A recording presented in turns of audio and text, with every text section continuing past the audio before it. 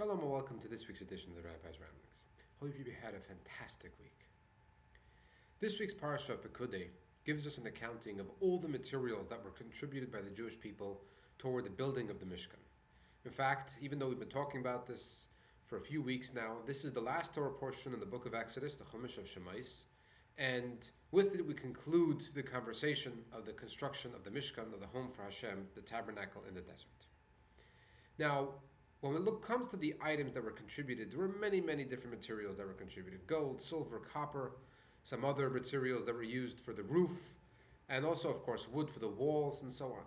Now, the thing was that everybody can contribute as much or as little as they'd like. There was no obligation to contribute.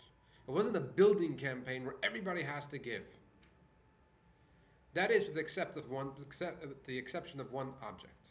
When it came to the silver, for the sockets or the foundations or the walls for the Mishkan, here A, it was an obligation, everybody had to give, and also B, everybody had to give the exact same amount. Why was that? So the lesson for us is like this, that typically in life there are those that are more expressive of our love and our relationship with Hashem than others. Also, some express it through a gold way, some express it through silver, some through copper, some through wood, and so on and so forth. Everybody has their own unique expression towards Hashem. Now, also, we live in the world of free choice, meaning that if I choose not to build on my relationship with Hashem, I won't contribute anything.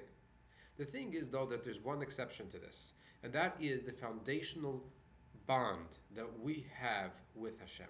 Here, it's not a matter of choice. It just is there by our very existence. And not only is it there just by the fact that we exist, but also we all have it in equal amounts. I cannot have a greater foundational bond with Hashem than you. And someone else cannot have it greater than I and you. We're all equal in this regard. We all have that foundational, intrinsic bond and relationship with Hashem.